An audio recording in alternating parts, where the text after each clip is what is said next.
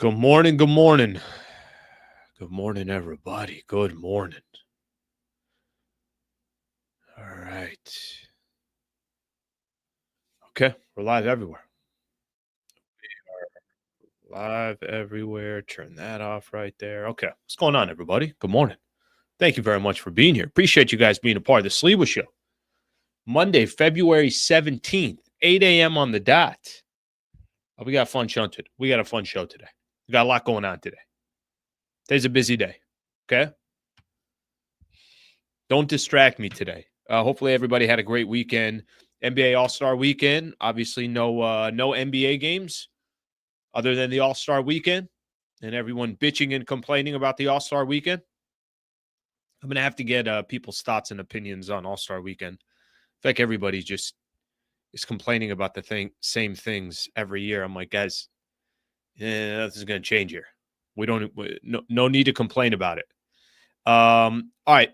We got a lot to get into. Cheers to everybody this morning. Good morning to everybody. I got my tea right here. Already did my cup of coffee. Enjoy doing my first MVP members video. I did a members video for the first time on Saturday. That was pretty fun. I'll tell you guys a little bit about that here in a little bit. I got my quote for the morning here. I like this quote. Here's a good quote. Keep your face to the sunshine and you cannot see a shadow. Keep your face to the sunshine and you cannot see a shadow. That's a badass quote right there. When I saw that this morning, I'm like, done.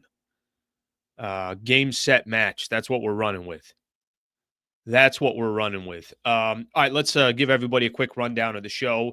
Then I want to, it's kind of funny. There's a lot to get into, and a lot of it's going to be, I guess, maybe more just kind of reaction to All-Star Weekend. But so let me get started here. LeBron sits yesterday, did not play in the All-Star Weekend, which I think is a really good thing for the Lakers. If you actually kind of think about it, a lot of people, from a Laker perspective, Luka, obviously wasn't a part of the All-Star festivities. Neither was Austin Reeves. The only player that was really a part of it was Dalton Connect, who, by the way, probably needs to be a part of that, just kind of get his mind off of things. I thought All-Star Weekend kind of played benefit to the Lakers, and LeBron not playing played benefit. 30 games left for the Lakers. We'll get into that as well.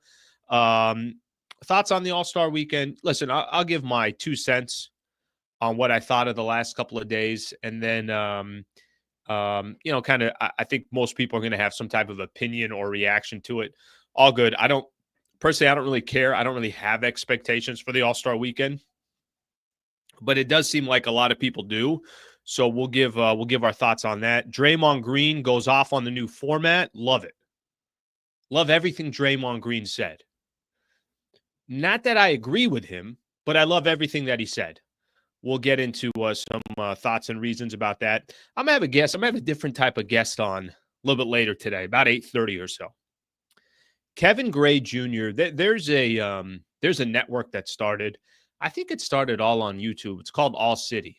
Now, they only have a couple of cities that I think they're a part of, but Kevin Gray Jr. covers predominantly Dallas and the Mavs. I want to talk to him about Max Christie. I want to talk to him about Anthony Davis. I want to talk to him about Luka Doncic. I want to talk to him about if anything has kind of changed over these last couple of weeks. What can Lakers expect with a playoff Luka? So we'll spend a little bit of time with him on that. Shohei Ohtani is, I think, through his first bullpen session. Cool. So you're going to go ahead and hit 50-plus home runs. Yeah, I don't even know how many stolen bases. What do you end up with stolen bases? You guys know better than me. And then just going to go ahead and give him the ball, too. He'll just get back on the mound and start pitching again. For sure, Shohei. And then we got the weekend recap we're going to call today. So thank you very much for being a part of the show. Greatly appreciate everybody hanging out. Phenomenal growth of this channel. These really since I started doing the Monday through Friday. We're not even 4.5 months in, and we've seen some great growth. So I appreciate it. I appreciate everybody being a part of the show. Okay, so here's what I was going to tell everybody real quick. If you're If you're not a member, let me tell you a little bit of what I did over the weekend. On Saturday, I did basically a members only video, maybe 20 minutes, something along those lines, completely behind the scenes of the studio, behind the scenes of where I'm located, why I do the show from Solana Beach, some background behind the sign that I have right here. I'm actually in the building where the original sign, kind of a really cool story and history about Solana Beach. There's a famous Solana Beach sign. Literally, it's this sign right here that used to be an old hotel, and that's where I do the show from. So, anyways, it was a kind of a part of my vision of how I'm going to probably end up doing this show or end up doing videos for members. Yeah, I'll have some stuff that's Q&As and things along those lines. I'm still kind of figuring it out as I go. But if you are a member, I will 100% take you kind of a little bit more behind the scenes, and hopefully you guys see some value in that, and go from there. So if you want to be a member, $3 a month, that's all it is, and we'll get the show started. Okay, let's get everything started here. Let me see everybody's chats here in the beginning. Good morning, Mr. Slee. Good morning, everybody. Micah says good morning. Look, this is what I like. I like when people don't say good morning to me. I like when they're just saying good morning to everyone in the chat. Now that's kind of trying to build a community here. That's trying to build a community here. Good morning, y'all. Good morning, everybody. All right, let's start first here. I got a couple things on the Lakers here real quick. We'll get into the All-Star game and go from there. They're all going to kind of tie in together. So we find out yesterday that Bron he sits out the All-Star game, foot and ankle. That's what they put on there. Left foot and ankle, discomfort in his left foot and ankle. That's why he didn't play. Here's what Bron said. He said, I was hoping it would feel a lot better this morning, but it is not where I wanted it to be. Okay. Now, a couple things here. By the way, Bron, this is the first time I think he's missed he had 20 years in a row of playing in the NBA All-Star game. I think it's safe to say about LeBron, he never cheats out anybody when it comes to the game. You have any opinion you want about LeBron. You can say you absolutely love him. You can say, you know what? This is personal experience that I hear people telling me why they love LeBron, why they hate LeBron. People will say, he gets too much into politics. I don't care what you think of Bron. But I think it's safe to say this about LeBron. The man doesn't cheat the game. Every single game he tries to show up. He's been doing it now for 22 years. He's 40 years old. And I don't think LeBron ever cheats the game. Now, he didn't play in the All-Star game yesterday. As a Laker fan, solid. Perfect. Yeah, why do I want LeBron playing in an All-Star game? I don't want LeBron to play in an All-Star game. Frankly, I love that Luka wasn't there. I love that Austin Reeves wasn't there. I love that all these guys weren't there. Maybe that says something a little bit about the roster, but they clearly got two All-Stars. They had two All-Stars when it was AD and LeBron. They have two All-Stars in Luka and LeBron. Here's what LeBron said about not being there. And this is what I like about him saying what he said. With 30 games left and us trying to make a playoff push in the wild, wild west, I felt like it was very important for me to kind of take care of myself and understand what's coming down the stretch. 30 games left for the Lakers, sitting in the number 5 spot in the Western Conference. You got virtually a whole new team. Whatever the structure of the team was, it's clearly not the same anymore. And LeBron is focused on we got a playoff push coming here. I've been doing this long enough where I don't have to sit here and play another All-Star game. I got bigger things to worry about right now. That's how I kind of take it, right? And maybe not everybody's going to take it that way, and that's fine. Not everybody has to. But at the same time, there's no question about it, at least for me, letting or having LeBron kind of, I guess you could say, focus and pay attention to the task at hand, which obviously for the Los Angeles Lakers, there's a lot of tasks at hand. Let's put it that way. Okay, so with that in mind, this is a couple things that I think is, going to be, I guess you can call it incredibly important to get into with 30 games left for the Lakers. 30 games left. What's important for the Lakers and what are kind of the key things for the Lakers? I think right now is just kind of trying to figure out, well, what is their squad, right? What is this team going to look like? What's it going to look like for the latter half of the season? When are they going to start gelling? Can they play without real size, true size, anything along those lines? I think we're all going to look at it like that. And for the Lakers, they got, obviously a ton of work to do, a ton to figure out. They were one of the hottest teams before they lost that game against the Utah Jazz, which it's fine. But LeBron making a business decision and his reasons why, perfect. Perfect. Lakers can start focusing on, what it's going to look like starting on Thursday when they come back. Who's the only player that played was Dalton Connect. So Connect was there. I mentioned it was probably good for him. Just kids trying to figure out what the hell's going on. Thought he got traded. Was told he didn't get traded. Came back to the Lakers. I'm still odd for him, but I think he's been a professional, and I'm not too worried, to be honest with you, about Dalton Connect. I think he's going to eventually be fine. 30 games left, like I mentioned, so we'll see the Lakers get back in action on Thursday. But the Bron piece of it not playing, I got no issues with that. And, obviously there are specific reasons why he didn't play. Lakers can start getting ready for the second half of the season. Okay, now let me kind of give my thoughts here real quick on the actual All-Star game. The actual All-Star game. I guess for me, I don't have as much expectations that maybe other people do. Like when people get really, really upset and angry that the All-Star game is not more entertaining, I don't know. Just doesn't do anything for me. I don't know if I'm just used to it, if I'm just accustomed to it, or if I just know this is an exhibition game and I understand that these guys aren't going to be playing like it's game 7 of the NBA Finals. I don't really have an emotion towards the weekend. What I can tell you is this. Let me use the slam dunk contest as an example. So, by the way, I watched everything. I didn't watch on Friday, but I watched on Saturday and Sunday.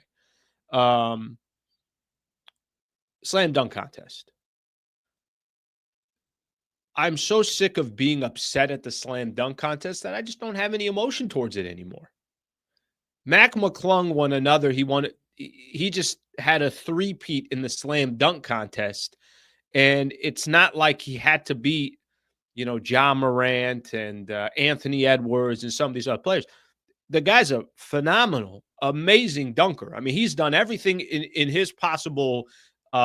He's done everything in his power to try to keep some entertainment for the slam dunk contest. But there's nothing I could do about it. I don't have any emotion towards that anymore.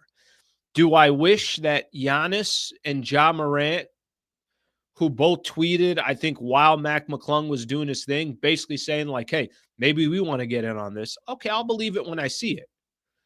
But until the stars come back, like the Dominique Wilkins back in the day, Julius Erving, like Michael Jordan, Kobe obviously was a part of it. Vince Carter had the most iconic one. I mean, hell, I thought Aaron Gordon and Zach LaVine were two of the best. That was one of the best competitions I've ever seen in my life. Blake Griffin was a part of it. Until you start getting stars again, I don't really know. I don't have emotion left to just bitch and complain about. It is what it is. This is what the All-Star, what the slam dunk contest is.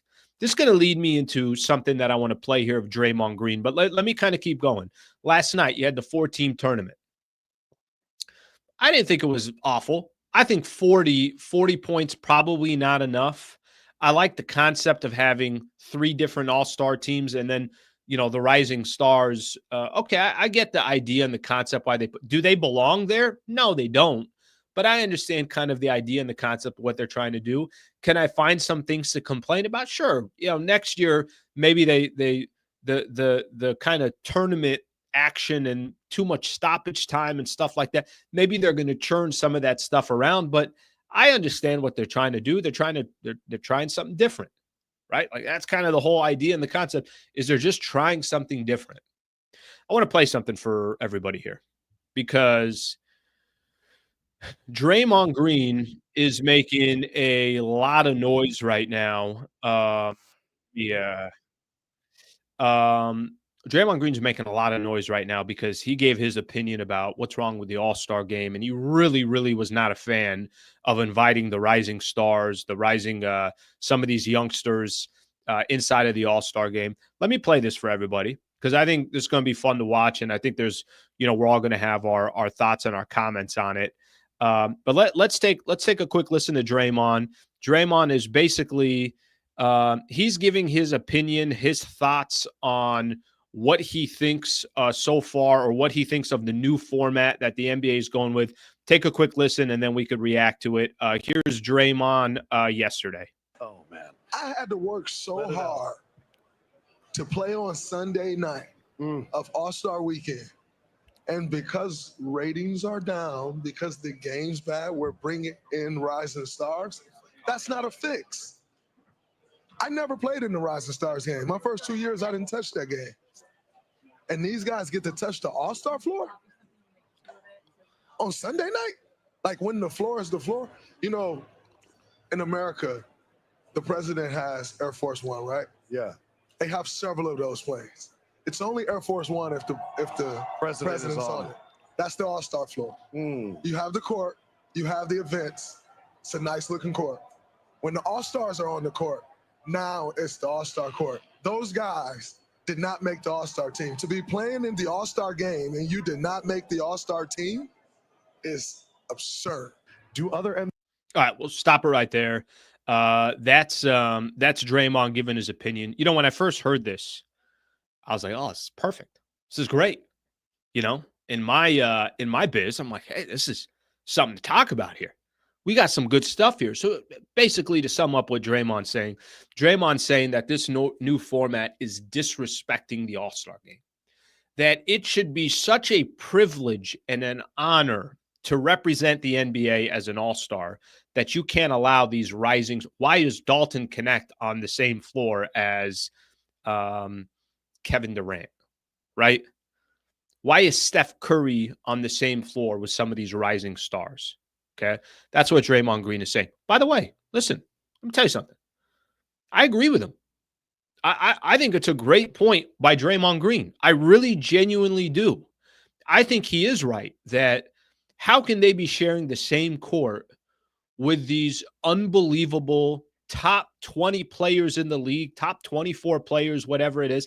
They don't deserve to be on the same court as those players. I think he's 100% right. Here's the problem with Draymond Green and what he left out. And this is why if Draymond Green would have just added a couple sentences to what he was saying, I would be all for what Draymond said. Here's what Draymond did not put in there. Guys, we got no one else to blame but ourselves. That's the part Draymond left out.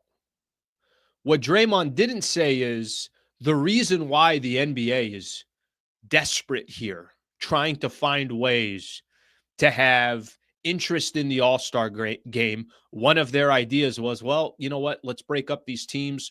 We'll have 3 teams that are All-Stars, and then we already got the rising stars here. Let's pick top 8 from those, top 10 of those players as well. Let's put them in the mix as well. What Draymond did not leave out was this is because of the current players. This is why this has happened. Because we don't take the game serious and the All-Star game serious. Don't tell me that it's disrespectful to have these other players here. What you should be saying is we as NBA All-Stars have disrespected the All-Star game. That's why it's come to this. That's what he should say. What he should say is if the league is now disrespecting the All-Star game by allowing some of these rising stars into the mix here, well, that's on us because this would have never happened if we actually put together a good product for the All-Star weekend. I already gave you guys a quote. I got one more quote for you guys. You guys remember this quote? Marvin Hagler, one of the best boxers out there in his time, in his generation. This was one of his quotes one time. He said, "It's tough to get out of bed to do road work at 5 a.m. when you're sleeping in silk pajamas." I think the players just got too fat and happy. I think that competitive spirit when it comes to the appreciation of the game, how tough it was for the NBA to be in the position that it is. I think they just got spoiled. That's it. They don't have to do things anymore. There aren't too many Kobe Bryants that are willing to go out there in an all-star game and basically say, I'm going to do everything I can to lock up. You know, I was actually doing it yesterday. It was actually kind of fun to watch. Kyrie Irving. Kyrie Irving was trying to show some respect to the game yesterday. Kyrie Irving, I'm just using one player. I'm not saying that other players weren't out there doing the same thing, but the NBA is kind of they're in an awkward position. They're trying to put together an entertainment product. But when your top 20 players don't give a flying you-know-what about the All-Star game, pretty hard to put together a product that people are going to look at and respect. When none of your top players want to be in the slam dunk contest, pretty hard to have interest in the slam dunk contest. That's just the reality of it. So I don't disagree with Draymond Green. I think Draymond Green's 100% right. Those players should not be on the same court with Steph and with Draymond and LeBron and with Nikola Jokic and Anthony Edwards. Go down the list of all these other All-Stars. But what do you want them to do? You guys don't care about the game. You guys don't care about the All-Star game. So I think the players should be the last ones talking about, especially a guy like Draymond, talking about disrespect towards the All-Star game. Well, if you guys respected the All-Star game, then they wouldn't have to use rising stars or go to this format or do this. And maybe they're going to change it to USA versus the world. The NBA is just, they're grabbing at anything to see if they can have some interest. The players got too fat and happy. I was looking this up. And the reason why I put up that Marvin Hagler quote is because let me show you guys what some of these players in the league are making. And I'm not telling you they shouldn't be making this money. I'm not telling you that. What I'm saying is it's just a lot different than it used to be. The way the NBA was and guys trying to make paychecks and, had to play 82 games and the grind of we're in a different world. The way the league was built back in the 60s, go back the 50s, the 60s, the 70s, the 80s, and then they built a league where even players like let me throw some names at your way. Even players like Lauri Markkanen can make $46 million a year. Even guys like OG Anunoby can make $40 million a year. I'm just naming off some players here where it's like, they're making how much? Even a guy like Michael Porter Jr. can make $38 million a year. And I'm not telling you these aren't good players, that they're not talented players. I'm just telling you that the stars should be the last ones complaining about the All-Star game because it's because of the stars that the All-Star weekend has no significance. There's no significance. I told you guys this. I shared this from the beginning. I don't personally care. Like, I don't care about All-Star Weekend. It doesn't do anything for me. Maybe I used to like it when I was a kid and I got to watch, Magic with the ball and Jordan saying, let me guard him. Maybe I used to like it. I used to enjoy it back in those days, but I know what I'm getting. If I go to an average restaurant, I've been there 10 different times and it's just an average restaurant. I don't walk away saying that was great, that was awful. I just know exactly what I'm going to get. That's All-Star Weekend to me.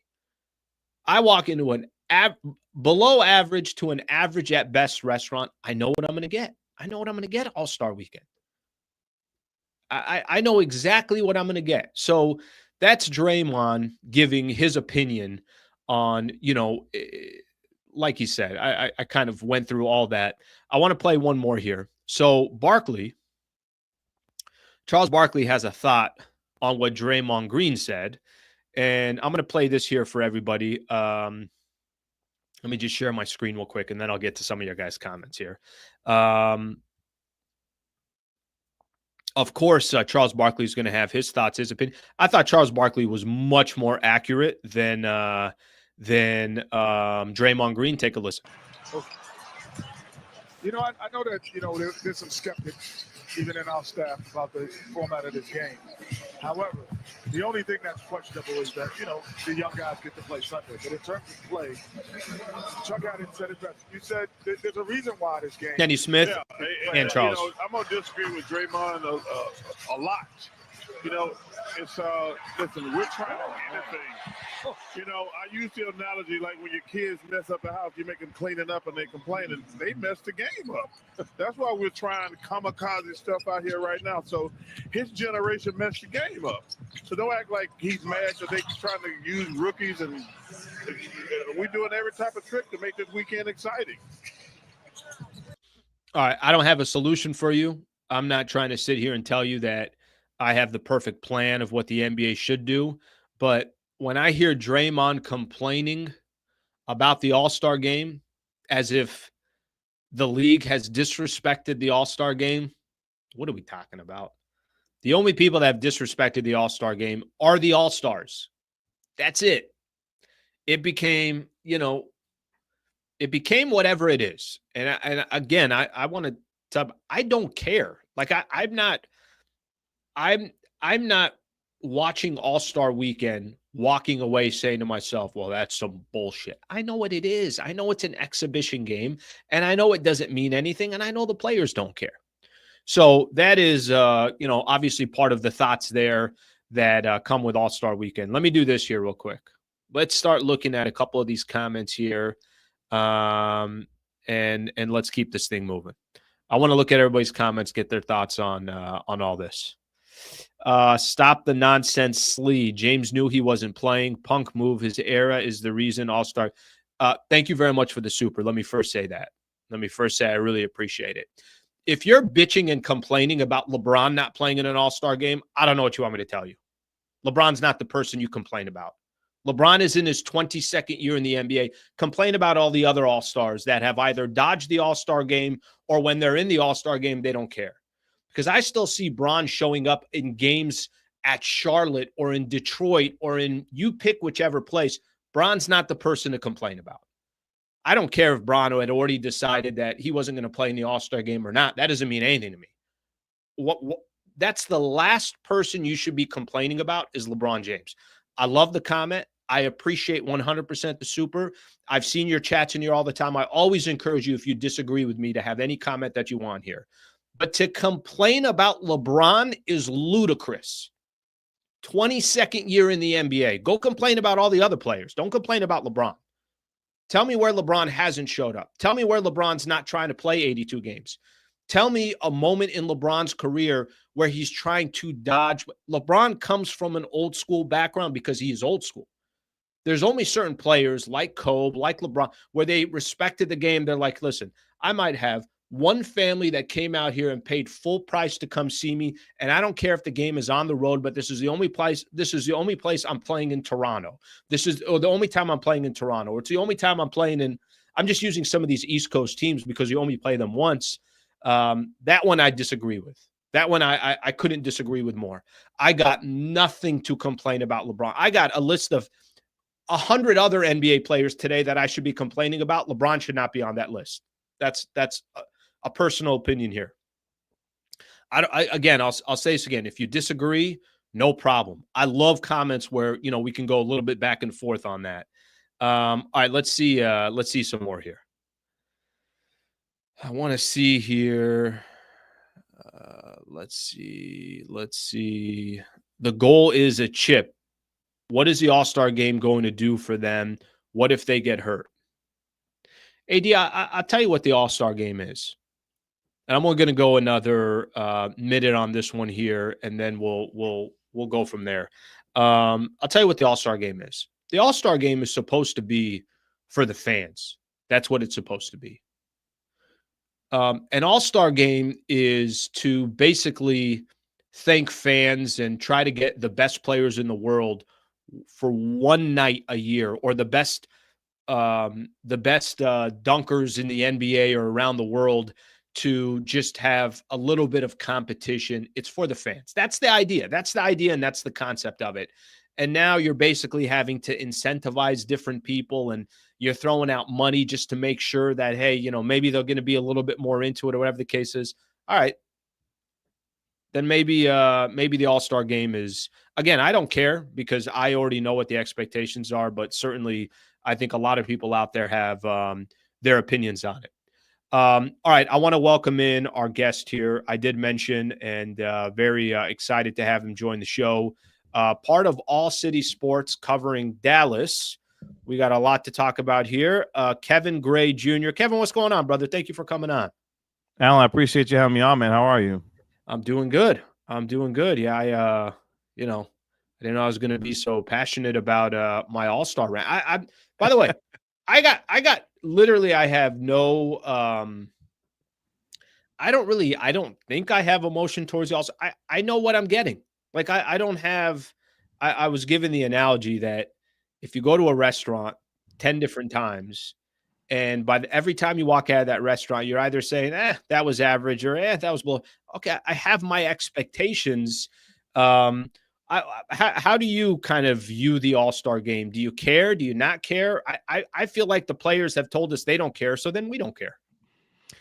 Yeah, I'm a big sports fan in general. So even outside of covering the NBA, I enjoy, a lot of the four major sports, specifically with the NFL and the NBA, obviously. And I'm 38 years old, so I grew up in the golden era, if you will, of all-star games with Michael Jordan, with Kobe Bryant, with all of these guys that took the game as seriously as you would want them to, even as an exhibition game, because of the competition of East versus West. So it's been really disappointing over the years to see how the All-Star game has declined in terms of the amount of seriousness that the players take it with, the entertainment value at times, and really just the overall All-Star weekend in general, not just the game on Sunday, but, the festivities on Saturday night. I used to really look forward to All-Star Saturday night with the three-point contest, the dunk contest, the addition of the skills competition, as the years went on, because that was kind of the primer to Sunday night, and the guys would compete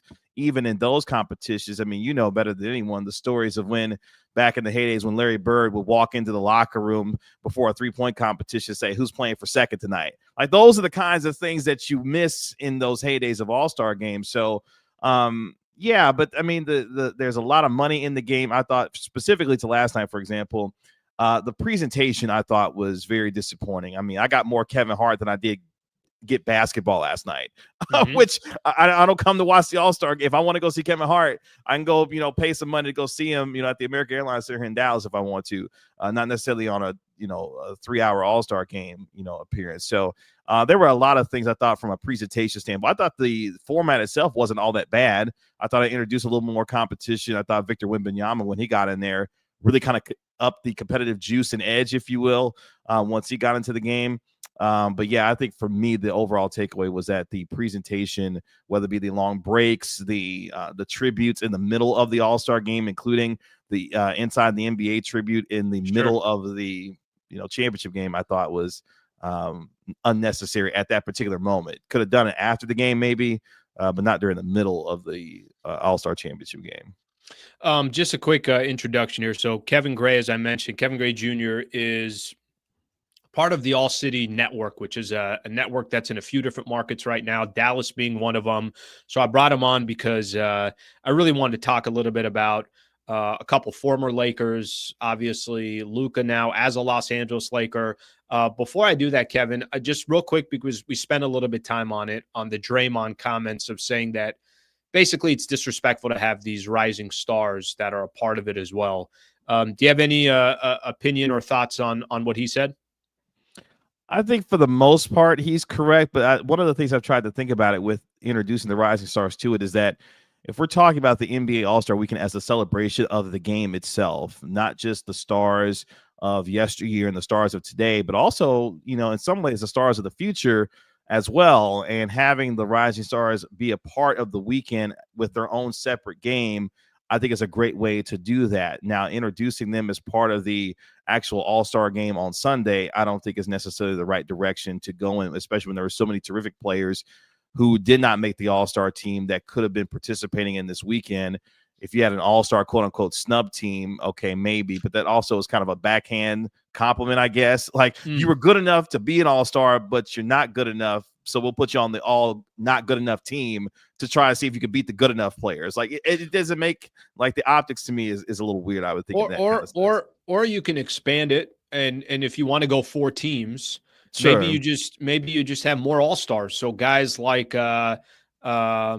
maybe Scotty Barnes, Jamal Murray, LaMelo Ball, Brandon Ingram, De'Aaron Fox, Sabonis. Like I'm just thinking Norman guys, Powell has been terrific this year. Norman Powell. Like if you can, and I know what you're saying too, because you don't want to put the snubs on there, but you also, if you expand it, and now you got 4 teams going at it, but we'll see what they end up doing. I think the one piece that Draymond left out was the reason why the NBA is just trying to do everything is because the players disrespected it.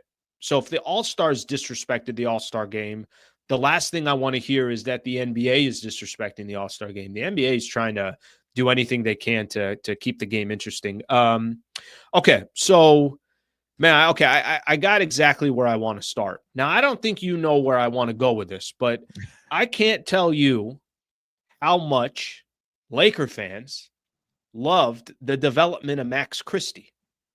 And Max Christie, now a part of, obviously, the Dallas Mavericks, and no one will probably be able to kind of have a better gauge of how he's doing since he got traded from the Lakers. We could hit on a number of different topics, but how are Mavs fans welcoming, or is it a shock and a surprise? Like how much of we know the shock of the Luka trade period, but how much are they watching and seeing Max Christie night in and night out and saying, hey, who the hell is this guy? This guy's not bad. What are they saying about Max Christie?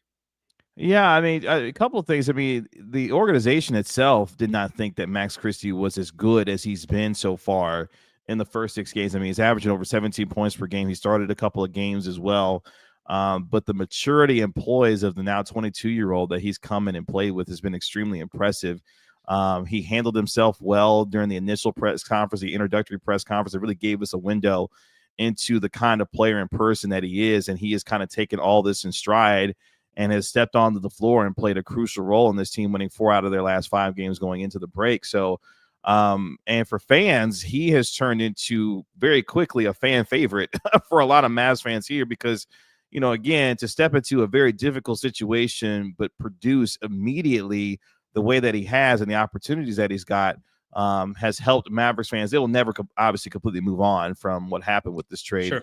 But to get a player who so far has produced on both ends of the floor with the consistency at which he's done it with, Max Christie has turned himself, as I said, quickly into a fan favorite here in Dallas. And I've been very impressed with the way that he has come in, fit into his role, and done exactly what the Mavericks have asked him to do. And he's done it quite well. The question will be how much more consistent can he do this over the next 26 games that he's going to have available to him for the rest of the season to continue to prove that. But so far, it's the Max Christie trade right now. So far, based on what he's been able to produce for this Mavs team. Well, it's interesting because I will tell you this. Here's Lakers. Here's the relationship with Max Christie. The relationship is last year he can barely really find a way to get on the court. A lot of what was going on with, unfortunately for Max Christie, but he just wasn't really getting opportunities. And a lot of that had to do with Darvin Ham wanted to play guys that were more proven. Taurean Prince was on the roster. There were some other players that he'd go to way before he went to Max Christie. And then J.J. Redick becomes the head coach of the Lakers. And then all of a sudden, not in the beginning of the season, but probably about 10, 15 games in, he starts getting some real playing time. And things start, churning the other way. And all of a sudden, he starts becoming a really, really good contributor to the Lakers. And then they trade for Luka. And then I still get comments. It's like, did we have to include Max Christie? It's like, well, what do you want? What do you want to include if you're getting Luka Doncic? But so it's good to hear that he's having the type of success that he's having, and he's getting some love because honestly, I feel like he deserves it for being such a young player, but also really, really mature for his age. Yeah, and I think that's the impressive part for him is that with all the difficult circumstances that he had to come in and deal with being a part of this trade, and for a lot of folks thinking, well, he may not be the player that you would think would have the immediate impact that he has had so far, it's been good to see him be able to handle all of this and do so very comfortably, but also with the production, and he has come in and fit in seamlessly to what this team wants to do. They're going to build this team on defense as far as its identity is concerned, and for having a cost control player at 22 years old producing like this that can also give you an idea that he can fit into the future of this team it's been quite the pleasant surprise for Mavericks fans with Max Christie and what he's done so far.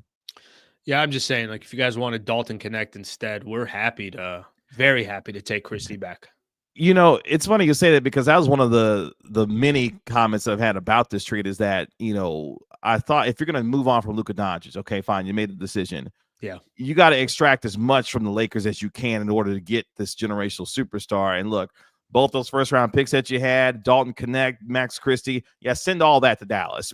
You need to send as much as I can get out of this, because if I'm going to send you Luka Doncic, then I need to get as much as I can, even in addition to a guy like Anthony Davis. So that was one of the more disappointing aspects of the trade, is the lack of more that I thought Nico Harrison, if he's going to make this move, could have gotten in a trade for Luka Doncic and Anthony Davis. Okay, I'm gonna wait. I'll come back a little bit to the actual kind of, you call it the specifics of the trade, how Mavs fans feel today, Anthony Davis. We'll do all that. Can I just get your thoughts and opinion of you know, you've obviously been following Luka since he got into the NBA. You've been watching his unbelievable career over being 25 years old and accomplish what he's been able to accomplish. He's played 2 games with the Lakers so far, coming back from that calf injury. And he's been very, you know, you could tell, rusty, I think is the term that he's used. He's going to need a little bit of time. Probably the timing of the All-Star break is good for him.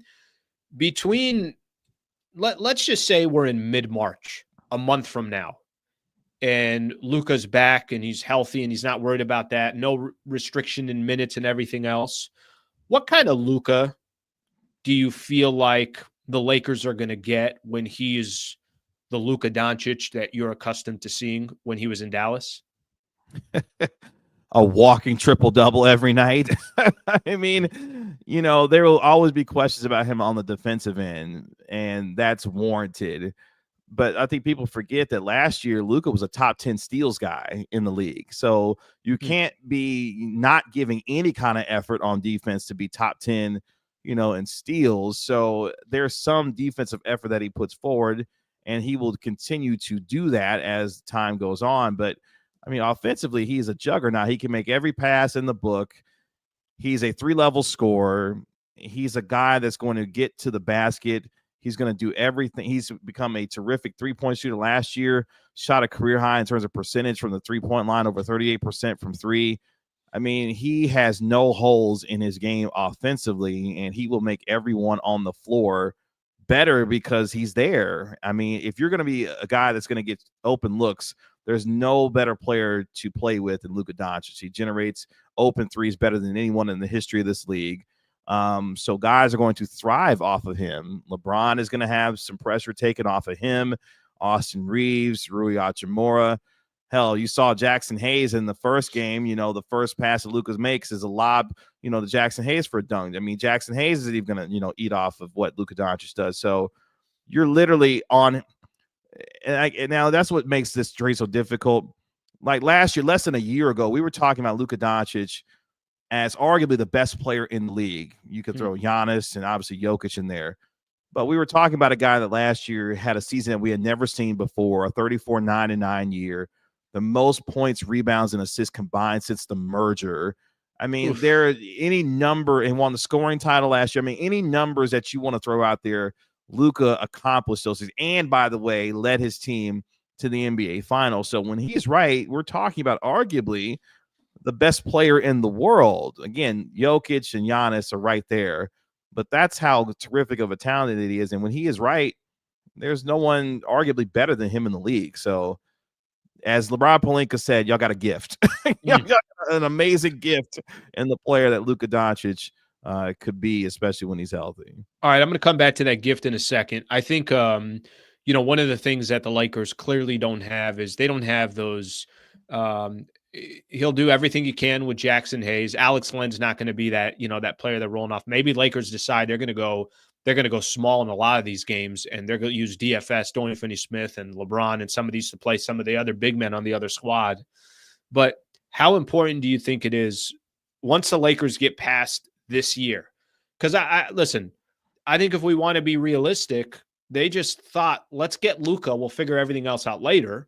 And they're going to get that opportunity in the offseason to start figuring it out. And Luka's only 25 years old, so they'll eventually be able to build. But I'm just curious, how much damage do you think they could do this year when they don't have, I think, what makes some of the things that makes Luka so great? Now, great players adjust to anything, but they don't have that lively PJ Washington, Gafford. Like there was that roster was built clearly around Luka. How difficult is it going to be that he doesn't have some of those guys just for the remainder of this season, and then they'll figure it out come in the summer? I mean, I still think that they're a Western Conference Finals threat. I mean, I go back to a few seasons ago. The starting center for the Dallas Mavericks when they went to the West Final, when they lost in 5 games to the Golden State Warriors, was Dwight Powell. And Dwight Powell's been a serviceable big man in the league for a long time. Not a great big man, obviously, never an all-star, that kind of thing, but a serviceable big man. And he took that team to the Western Conference Finals with Jalen Brunson and Dorian Finney-Smith, Reggie Bullock, right.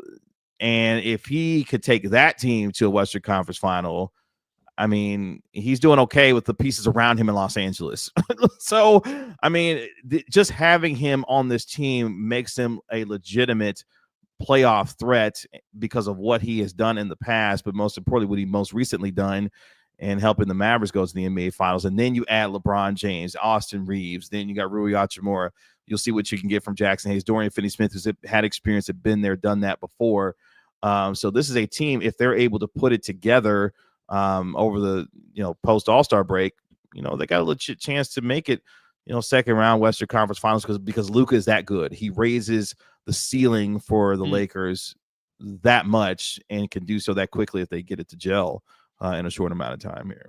Well, that says it all right there. I think that, I could clearly tell from and I know we all got a chance to watch Luka and see how great he was in that series against the Clippers in the playoffs, or see the series, like you were saying, gets them to the Western Conference Finals, or last year taking down, who'd they take down? OKC in Minnesota, I want to say, to get to the Clippers, OKC in Minnesota. Okay, yeah, that's right. Gets to the NBA Finals. But I think, that's what makes these greats, that I can tell by the way you're describing. It's like, you got the guy.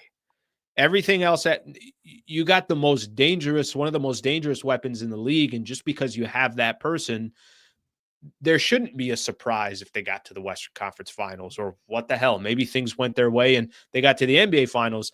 That's kind of the history of the NBA. When you have the guy, that those guys usually find a way, especially in the postseason where you got chances to, you're playing the same team over and over again.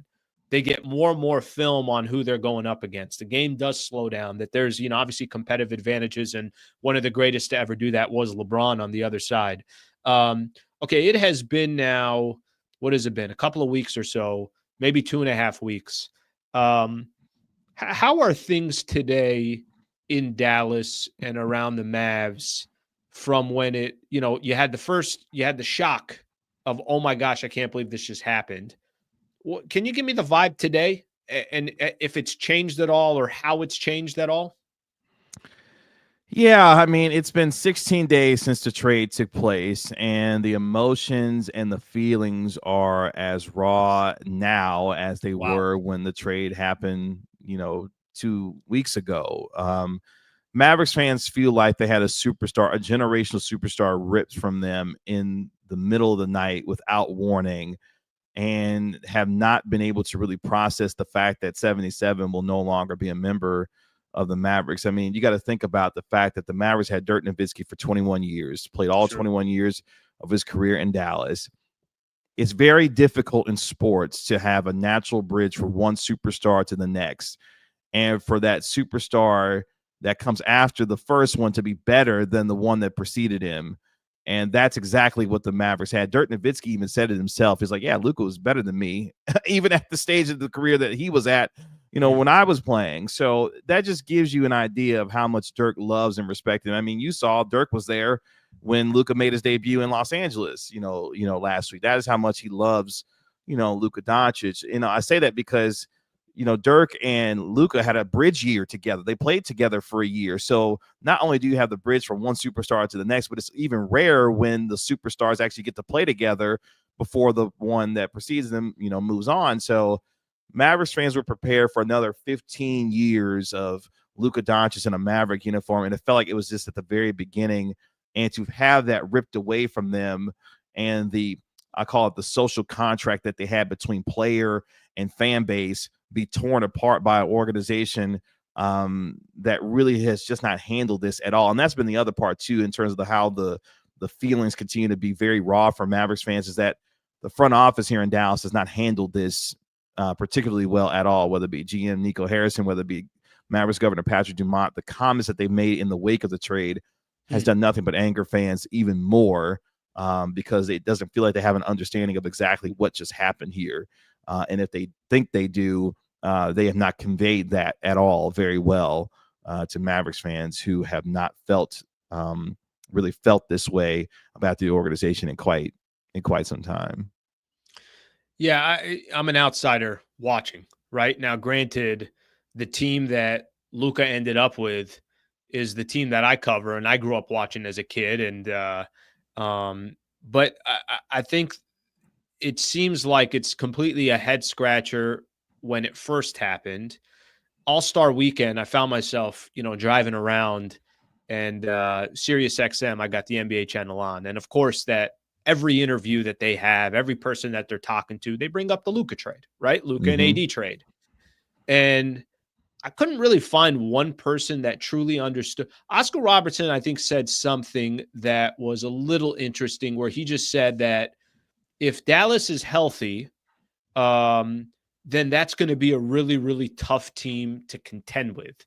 Everybody else, I don't really feel like still understands the justification of, the reasoning behind it. So nothing really new there. Let me just assume, and I know this is a very, very difficult assumption because it seems like half of your roster is not healthy right now. But the good thing is playoffs wouldn't start for a couple of months, so there's a little bit of time left here.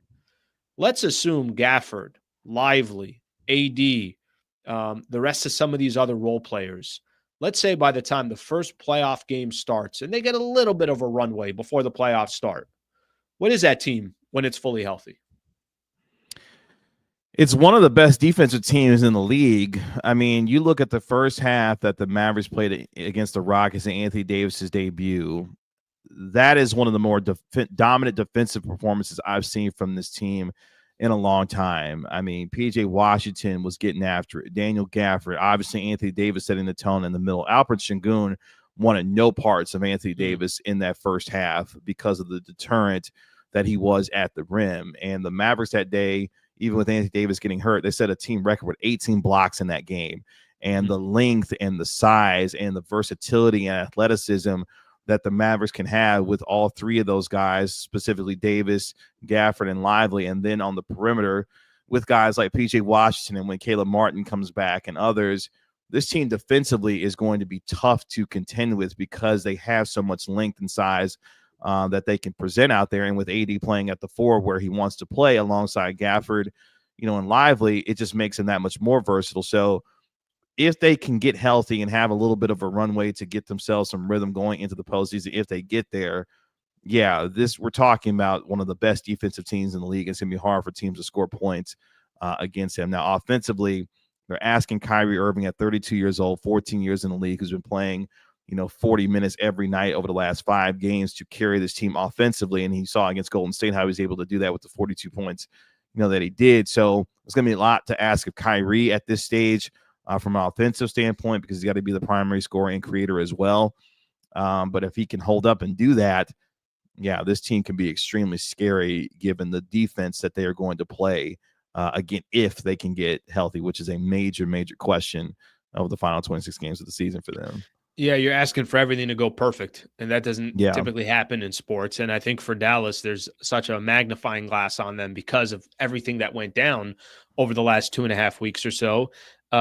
Is there a world that exists that Dallas was able to accomplish whatever it is that you can tell me where Mavs fans say to themselves, you know what, that and by the way, that's with Luka having success with the Lakers. That's with Luka, because I could tell you this, and if you know the NBA, and I know you do, this is what's going to happen with Luka in LA. Luka in LA with the Lakers, that front office will accommodate anything he needs to try to be the next chapter of Los Angeles Lakers basketball, one of the legends. And, you know the history of the Lakers, and they'll probably find a way to have success doing it. And there will be another star that's out there in the league today that's saying to themselves, really interesting situation there in LA. I could play with Luka. I could play for the Lakers. I could be with that brand. It's great for marketing, everything else that comes with it. So I think from the Laker perspective, whatever's going to happen there, I think he's going to have tremendous success as a Laker. And I'm talking about from a team perspective, aside from just individually. Is there a world where something happens in Dallas where those Mavs fans would say, okay, yes, we're idiots for giving up a 25-year-old, but at the same time, this wasn't that bad either?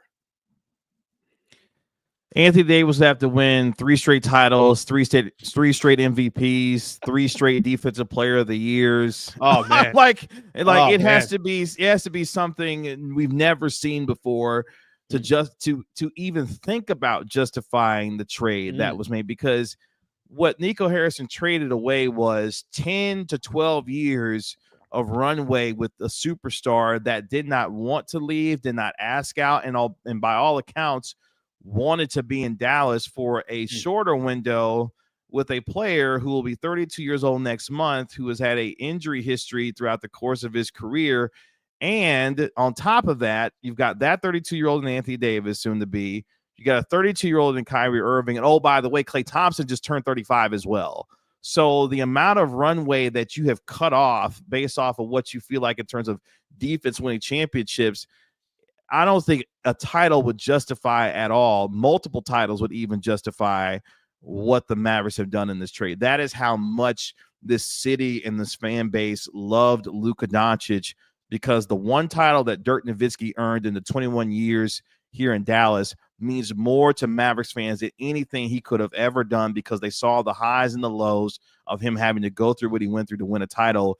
And they were on the similar ride with Luka Doncic, having watched him grow from a rookie who was a rookie of the year to now taking a team to the NBA Finals, of being on the precipice of potentially doing that for the next 10 years in terms of that kind of success, and to trade that away for what maybe a title or two in the way that they have decided to do it. I don't think that'll ever be a true justification for Mavericks fans, no matter how much success Anthony Davis is. And I hate that for him. I hate that for Davis, because he is a Hall of Famer. Like, Anthony Davis is a Hall of Famer and will be as soon as he retires. But unfortunately, the legacy that will follow him now is that he will forever be known, especially if Luka has the success that you guys believe that he will have. He will forever be known as the guy that was traded for Luka Doncic, as far as his career is concerned, especially if he doesn't win another title between now and by the time he retires, for sure. Yeah, he's in a tough spot too. I mean, like you said, he played a half and went down. And, whenever I know he's not having surgery, I know there's some optimism. You tell me if I'm wrong here, some optimism that he'll be able to come back at some point, but that's the hope. That's the hope. But that's also the pressure that's going to be on his shoulders, is that situation. Again, I think we all know, and I think most people understand that AD is a brilliant player. He's phenomenal, but he was traded for a 25-year-old that's probably top 3 in the league today, and we'll see where it goes from there. Final one I got for you, and Kevin, I really appreciate your time, get your perspective on things. I've enjoyed this conversation. Is there, I guess, I don't know if this is public, behind the scene, I have no idea. Why did Mark Cuban from the get-go just decide that he was going to become a minority owner? And is it just literally as simple as saying, if he was still a majority owner, none of this would have happened? Yeah, I think for him, selling the team, he came to a point where his children were not going to be in a position to run the team, so he wasn't going to keep it long enough in order for his children to eventually, run the organization. And also from a financial standpoint, there's been a long-standing push to get gambling legalized in the state of Texas. and he has long been friends and connected with the Adelson family for years and years and years. And we know the history of the Adelson and Dumont family, the owners and creators of the Sands in Las Vegas and everything else. So if there was going to ever be an opportunity to potentially get that legalized in Dallas, and from a real estate standpoint, be able to potentially have a new stadium and all these other things that come with it, he was never going to eventually keep the team long term. So he found what he believed was a perfect buyer to push the Mavericks forward into the next 15 to 20 years of what not only the gambling front looks like in terms of sports in Texas, but also the sheer financial force and resources, that the Adelson and Dumont family have, which is virtually endless, based off of the way that they are situated from a wealth standpoint. So I don't think he ever thought that a day like this would come as far as the team moving on. And people forget, Cuban was on to hire Nico Harrison to be the general manager here in Dallas. And up until the Luka trade had made brilliant moves to put this team in position, to contend for a championship. But just never thought that this would be the route that it would eventually go down in terms of trading Luka Doncic. Cuban once famously said, he would get a divorce before he traded Luka Doncic. Like that's how much he loved, Luka in this town. So yeah, I don't think Cuban ever saw it coming, but it was more so because he wanted to get this team in a position, financially moving forward, but also from a gambling aspect, in a different dimension. And that's a lot of the reason why he sold the team. Well, apparently his feeling of Luka was a little bit different than everybody else there with new ownership. So, but I think this is, obviously you can't kind of figure out a trade in a day or two. Part of me wanted to kind of get your reaction to Max Christie. Part of me wanted to get your reaction to the All-Star game. So I really appreciate the time you hopping on and sharing some of your insight. You got it, Alan. I appreciate the time, man. Anytime for sure. Thank you, brother. All right, man. We'll be in touch. All right. Have a good rest of your day. All right. Good stuff right there. Kevin Gray Jr., All Sports. It's kind of a network that they're getting into some different markets. He's obviously part of Dallas there. So I figured let's take a quick look here and get his thoughts on everything. I miss Max Christie. I don't know what you guys want me to tell you. I miss Max Christie. Now you got to trade people in order to get what you're looking for, but Max Christie thriving in Dallas. And not a big surprise or a shock. I don't think too many Laker fans are surprised or shocked that he's doing as well as he is. And no real surprise there. Okay. I am going to get to a lot of comments here, and then I'm also going to get into the weekend recap.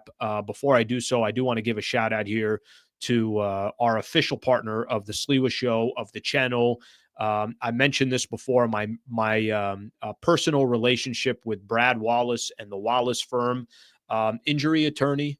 I hope that no one ever needs his services, but it's important for me to try to find partners for the channel where if you do need some type of a service, this is an industry that's very, very popular in sports right now as well. And this is my guy. This is somebody that I've known for about 5 years. When I was at 710 ESPN, Brad Wallace and the Wallace firm really approached me. It's like, hey, we want you to do our ads. It's like, okay.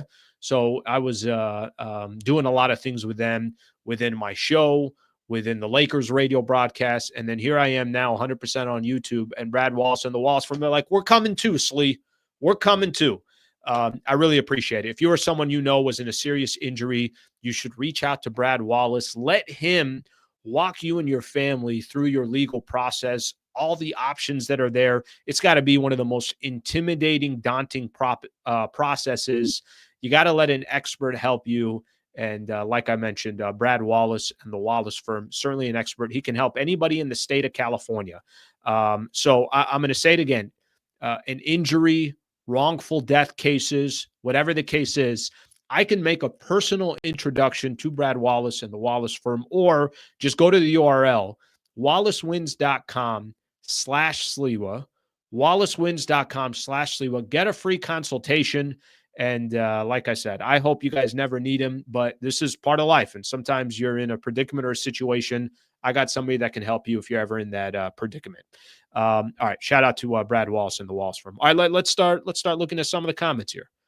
We got a lot of comments here. We got a lot of people that want to react to everything that I've been talking about. And let's go from here. Let me see here. Let me see here. Let's go all the way down here. All the way down. I got a ways to go. Let's see. Okay, here's another one. All right. Another one going at LeBron. I watch you because you're usually level-headed. Giving LeBron a pass for his selfishness is disappointing. He couldn't give someone else the spot. EMD, thank you for the super brother. I appreciate you being on. This kind of goes a little bit more to good, serious TP, who kind of had a similar stance on this. All right, we disagree. Thank you both for the supers. Thank you both for being on the channel. We disagree. I don't know what you want me to tell you. You can call LeBron selfish. You can do whatever you want. I think the point that you're making about giving somebody else his spot, okay, that part I understand. I don't think LeBron was trying to dodge an all-star game. He's done it for 20 years in a row. I just think that's the wrong person to point out to try to make your point that if you're telling me that there was another player out there that was dodging it or a player that was playing and didn't care any of that, okay, I get it. I completely understand it. LeBron's not the guy for me. He's just not.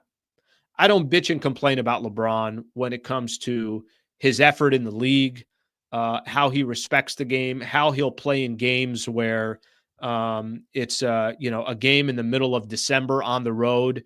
You pick the opponent in Indiana. For the most part, LeBron is basically at all these games. So I will disagree with some of these other comments that are out there, which is completely fine. We'll go from there. All right, here's another one. EMD, if he needs passes for being 40, he should retire. That's awesome. That is phenomenal. I don't know what you guys want me to tell you. To be upset at LeBron in an all-star game at age 40, it just sounds absurd to me, but is what it is. James should retire if you say what is true. All right, guys. You guys do your thing there. It's an all-star game. No one gives a shit about. It's the truth. Nobody cares about it. Every time we talk about the all-star game, we're talking about how little people care about the all-star game. I don't think LeBron should retire because he didn't do his 21st all-star game in a row. That's awesome. I had no idea that people had that take. Is what it is. No big deal. Joey Lynch. By the way, I'm going to emphasize this again because the last thing I want people to do is not give a comment because we disagree on something. If we disagree on something, it's a great conversation. So I encourage you guys to do it. Joey Lynch. Luka is just consistently out of shape and just complains. He led the NBA in most blow-bys in the finals. I'll take Anthony Edwards to build around as well. Okay. You told me Luka or Anthony Edwards. I'm doing Luka 10 out of 10. I think Luka makes all the players on his team just better. Luka reminds me more of what Magic and LeBron are. And I'm not even taking anything away from Anthony Edwards because I think the guy's an absolute stud. But the style of play of Luka, I'll take 7 days of the week. I will take a guy like Luka and that style over Anthony Edwards. I think Anthony Edwards got a lot of areas in his game where he's just going to have to be, how do I put it, impactful towards other players to really be a championship contender. I also think the franchise that he plays on, the Minnesota Timberwolves, are complete idiots for trading Karl Anthony Towns. So, for what it's worth. Let's see what else we got here. Let's see. Okay. You're not the only one. There's other people out here that say they want Anthony Edwards over Luka. Can I save everybody some energy here? They just got Luka 2 games ago. He's played 2 games with the Lakers. We're already trading Luka? What's going on in the chats today? Christie is going to be better than Luka in terms of winning on both ends. I don't even know what I'm reading anymore. All right, I think these are people that were hired by the Dallas Mavericks. All right, let's get some more here. I think Max Christie is going to be a good player. I do. But some of these other comments, I don't know what to tell you guys here. I don't know what to tell you guys. What's up with the Luka hate? Yeah, I don't know what to tell you guys. Certain things I can't even give effort to. Can I say this real quick about Luka on the defensive side? Can we stop pretending that there are players in the NBA that we're all two-way players and Gary Payton? How come nobody bitches about Steph Curry's defense? Was Steve Nash this lockdown defender? Like, I get confused here as if there are players in this league that all of them played both sides of the floor. I'll take my chances with Luka. If there's some people in this chat that don't want to see Luka as a Laker, you guys hold every right to sit back and try to say, Al, I told you so. I'm going to go ahead and take my chances here. And I think the Lakers are going to go ahead and take their chances. And I think every other person in the league, every executive out there, other than Nico Harrison and the Dallas Mavericks, would take their chances with Luka. Let's see what we got here. I hope Luka sees the trade as an opportunity to make the character changes to move. Hey, I told you guys this. I said that we're going to find out a lot about Luka after this trade. He's either going to take this personal, he's going to take the disrespect personal. He's going to sit back and tell people on his way out the door, look at the way they treated me. They told me they can't win a championship with me. They told me I'm not conditioned well. I'm not this. I'm not that. He's 25. He's already got to the Western Conference Finals and the NBA Finals, and the Boston Celtics were just better. I don't know what you guys want me to tell you. Boston Celtics were just better. That was great, by the way, from a guest perspective, to have a specific perspective from the Mavs. I thought that was phenomenal. I think it definitely gives a little bit of it shares some more insight here. Okay, something I got to point out here. Mitch Potter gifted 5 Hoops Talk with Alan Sliwa memberships. Mitch, you're the man, brother. That is phenomenal. That is awesome stuff right there. I really, really appreciate you doing that, and I'm going to find a way to take care of some of our people here. I know I've mentioned this before. It's $3 a month to be an MVP member. It's a great way to support the channel. I just put out my first members-only video. It sounds funny to say that. My MVP member video on Saturday. Completely different content, behind the scenes, tour around the studio, tour around the office in the area that I'm in. It's going to be different. It's going to be a kind of a different type of content, but also I will also have, Q&As, exclusive interviews, things along those lines. But it really, really is a great way to support the channel.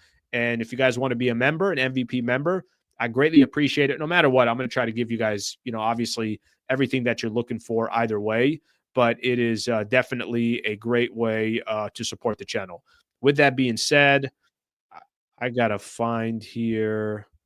Let me do this here so I can make this easy for everybody. I am going to put in the chat here, and you could, if you want to be a member, you can just click on the link right here. All right, there it is. It's right there. It's there for you. All right, there's your link. Thank you, Mitch. I appreciate you doing that, brother. All right, I got a couple more things I want to get into, and then we're going to call it a day here. Everybody's going to go enjoy. A lot of people got the day off today. I didn't get the memo. I did not get the memo. I definitely did not get the memo that today's a day off. We gotta, we gotta work here. We gotta still grind here. Can't go anywhere. Okay, I got a couple things that I want to just go over real quick. Did you guys see this? Let me actually start. Let me start. I'm going to share a video with everybody here. See if I could find the right link here. So there's this baseball player. I don't know if you his name is Shohei Ohtani. And he's supposedly a pretty good player. Supposedly he's got a pretty good bat. Steals bases as well. He's got a chance to be pretty good in the good old Major League Baseball. He also is a pitcher. Shohei Ohtani, I saw this over the weekend, that Shohei starts throwing his first bullpen of spring. So this video had come out. Let me show this here real quick. Video had come out.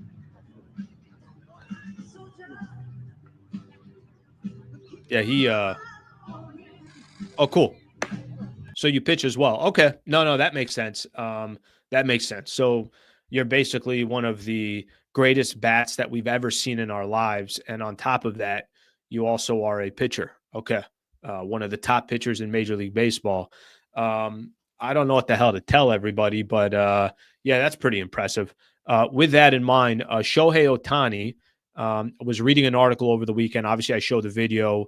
So Shohei takes another step, a rather significant one, towards his return to a two-way role. Oh, that's good. That's great to know. Shohei Ohtani, pitching coach Mark Pryor said, it's going to be unique and we're going to have to do it on the fly. Dodgers manager Ohtani to face hitters at some point in March. He says it's very feasible. So Shohei's getting a little bit closer to pitching for the Dodgers, which is important for the Dodgers because we all know they don't have any pitchers, right? Like, obviously Yamamoto, not that good of a pitcher. Blake Snell, what has he done in his career?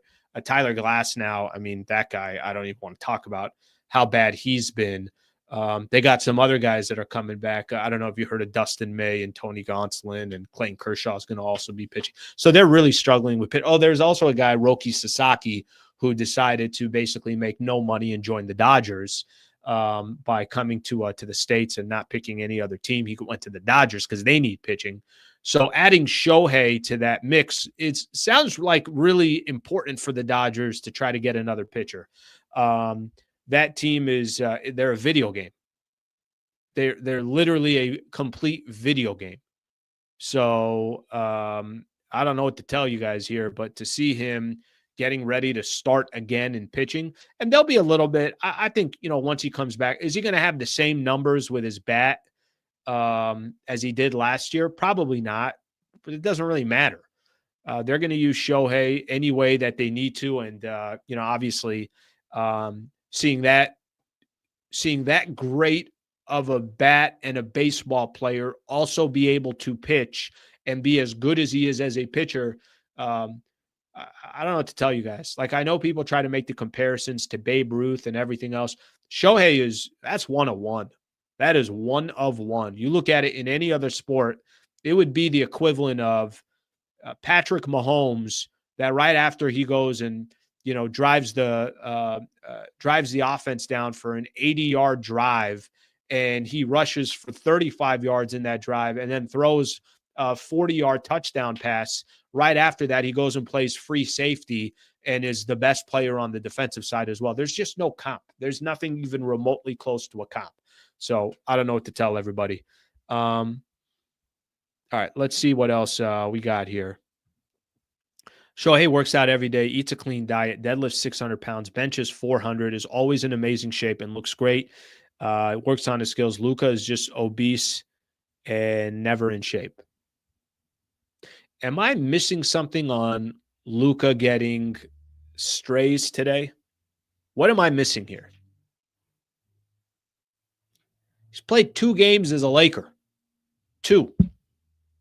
Guys. What am I missing here? Are people just getting off the Luka train? What am I missing here? All right, let's get a super in here. PNG, thank you, brother. I appreciate you, PNG. Let's get the Mavs won the West with the all-time great defensive backcourt of Kyrie and Luka. Bro, you need basketball players. You need stars to win in the NBA. And then you build around the stars. That's how it works. And Luka doesn't have to be the best defensive player to win an NBA championship, just so everybody knows that he's not going to have to do that. PNG, I appreciate the super, brother. A couple new members here. AD became a YouTube member. Tony Bellu, thank you very much for becoming a YouTube member. We're over 100 now. How great is that? That's phenomenal. We'll continue to grow that community, and I appreciate everybody's support here. Okay, another thing here as part of the weekend recap that I want to get into real quick, and then we're going to call it a day. Let me find this. Did you guys see Terrence Shannon Jr., who plays for the Minnesota Timberwolves? This poor guy. Did you guys watch this? Final one I'm going to get into, and then we're going to call it a day. I'll read a few more comments here. Maybe there's a few more people that want to say that Max Christie is better than Luka, or they want to say that the Lakers should get rid of Luka.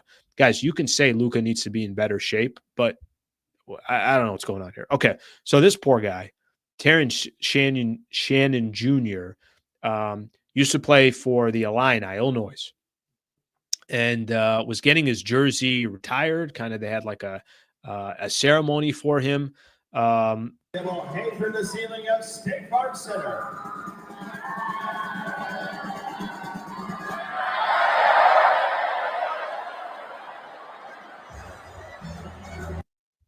Guys, we couldn't have tested this before. Guys, we couldn't have gone through a quick little run through real quick before the ceremony started and just said, hey, when this comes down, does it flip? Does it not flip? Guys, come on, guys. By the way, the AD had my favorite quote here. Here's AD. Before we get into the substance of the game tonight, obviously we had a regrettable situation at halftime with jersey around Terrence to celebrate. It was upside down, guys. Here's my favorite quote of the AD. Of course, I didn't hang the jersey, but I'm ultimately responsible for everything that happens in the building, and ultimately that means that was on me tonight. Hey, what's this guy's name? Whitman? Josh Whitman? Hey, Josh, if you're going to take the blame for the upside down jersey ceremony, why don't you not start off by saying, of course, I didn't hang the jersey? Why don't you just say, guys, this one's on me. I really apologize to everybody. I hate that this happened, and this is on my shoulders. I love how he's like, of course, I didn't, guys, of course, this wasn't me. However, I'm here to take the blame of it. That's not how that works. If you're going to take the blame for something, then take the damn blame for something. Don't say that. Yeah, they put the jersey backwards. The one thing I will say is he's getting a lot more love because the jersey was upside down. Maybe it's not a bad marketing ploy. Maybe that's a good idea moving forward. All right, let me get to a couple more comments here, and then we're going to call it a day. Guys, you can't put the jersey backwards or upside down. You just can't do that. Dave Arnold Jr., thank you for – now I know we're 100% over 100 members. I think we're at 97 over the weekend.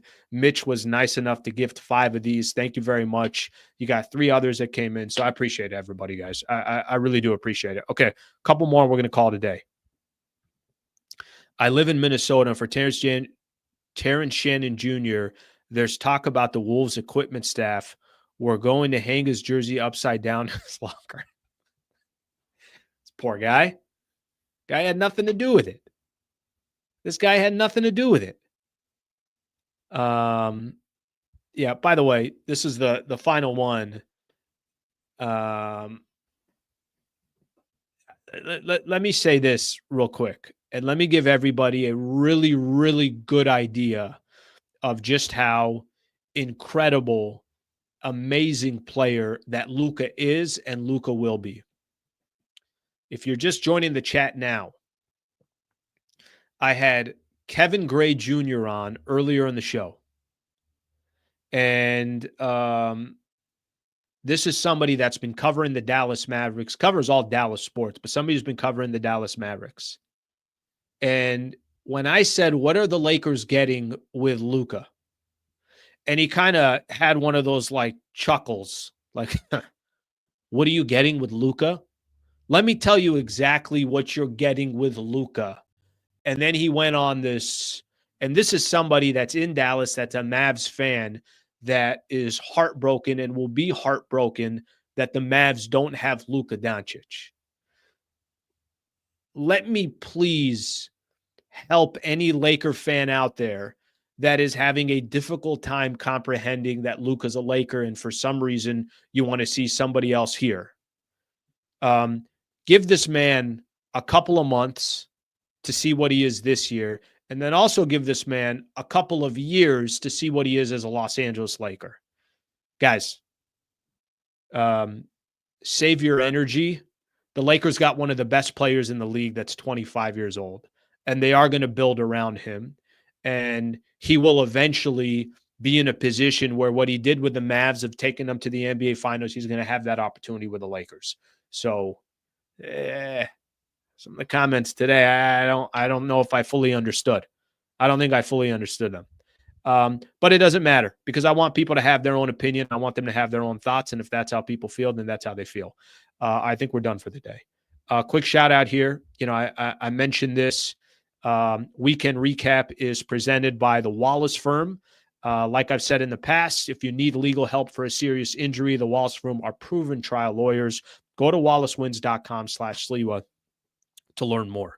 All right, that's all we got for today. I appreciate you guys hanging out. Phenomenal show. Fun show. Fun show. People threw me off today. They definitely threw me off. Thank you to YouTube. Thank you to X. Thank you to Instagram. So everybody that was a part of the show, I really appreciate it. Have a great rest of your day. I will be back tomorrow at 8 a.m., and we'll get the show started again. Thank you, everybody. Have a great rest of your day.